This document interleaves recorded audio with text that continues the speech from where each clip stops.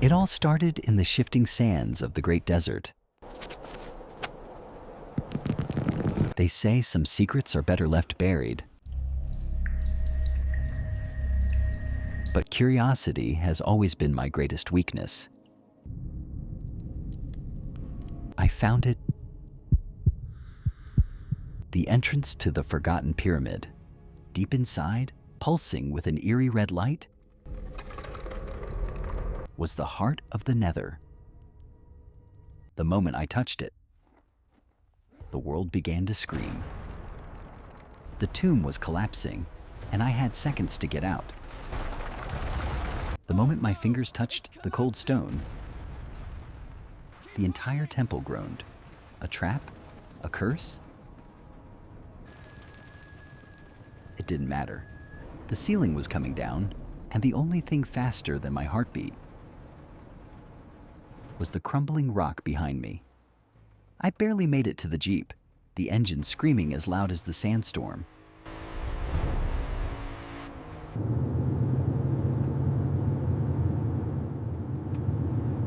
Back at the studio, far from the heat of the dunes, I started the reconstruction. Combining netherite scrap with the raw energy of the heart was a gamble. But I've never been one for safety protocols. The room began to vibrate, a low hum that shook the very foundation of the house. A flash of violet light, a crack of thunder, and there he was. A tiny rotting and somehow adorable mistake. A baby piglin zombie. He looked lost, blinking at the modern world like it was a fever dream. Living with a creature from hell isn't as easy as the movies make it look. He didn't understand glass, he didn't understand electricity, and he definitely didn't understand why he couldn't eat the furniture. But we bonded. In between the accidental fires and the constant smell of burnt toast, I realized he was evolving. He wasn't just a monster. He was a blank slate. So, I did what any responsible scientist would do. I started experimenting with his diet to see what triggered his nether DNA. Test 1. Broccoli. Most kids hate it, but for a piglin, it's a biological trigger. The moment he bit into it, his skin began to calcify. Thick, green organic plates formed over his shoulders, hard as diamonds. Delicious. That's the best orange I've ever had. Fantastic. It was a natural armor, a living shield built from vitamins. Then came the chocolate. I expected a sugar rush, but I got a physics-defying disaster.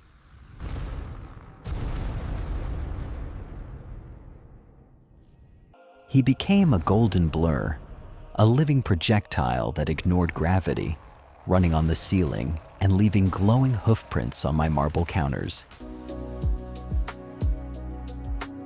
Every food changed him. Oranges made him radiant, glowing with an internal heat that melted glass and turned the air into a shimmering haze.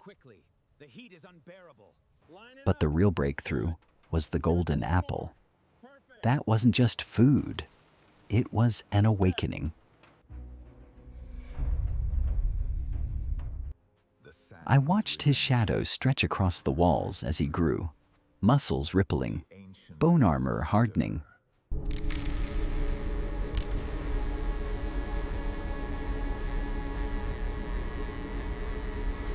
He transformed from a pet into a titan, a majestic guardian of two worlds. To keep him comfortable, I built him a sanctuary of obsidian and soul sand, a piece of home in a world that wasn't his. We spent days training in the backyard. He learned to control his energy, turning his destructive heat into precision strikes. He was happy, we were at peace. But the Nether doesn't let go of its own so easily. One quiet evening, the television flickered.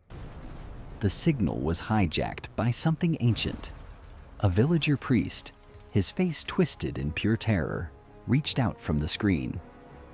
"The dungeon has fallen," he screamed. "The horde is coming." The gate was open, and it was right in my living room. My friend didn't wait for an invite. He let out a roar that shattered the windows and dove headfirst into the swirling purple vortex. I followed him, and we were instantly spat out into a hellscape. The scale was terrifying. A massive underground cathedral, surrounded by lakes of fire, was being swarmed by thousands of skeletons and zombies. The sky was filled with the wailing of ghasts. This wasn't just a fight, it was an extinction event, and we were standing right in the center of it. He fought like a god of war. Every swing of his golden blade sent waves of fire through the horde, turning entire platoons into ash. He moved with the speed of lightning, dodging arrows and crushing mutants with ease. But the enemy had numbers. Dark, magical chains fell from the darkness, binding his limbs, dragging him to the cold stone floor. I watched, helpless, as the shadows closed in. He let out a desperate cry, a call to the ancient powers that created him. And the universe answered. The ceiling exploded.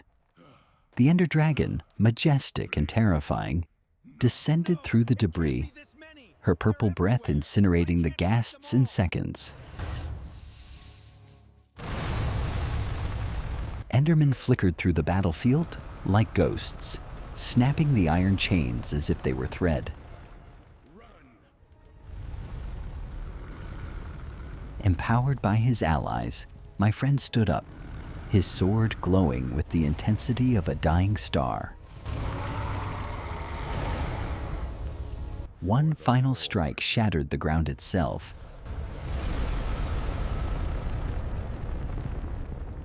Sending a shockwave that cleared the entire dungeon. The battle was over. The silence that followed was heavy with victory.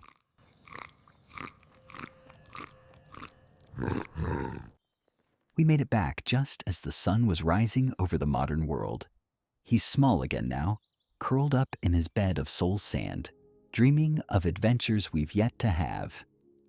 A monster? Maybe to some. No dla manya. He's my best friend from hell. And I think we're going to be just fine.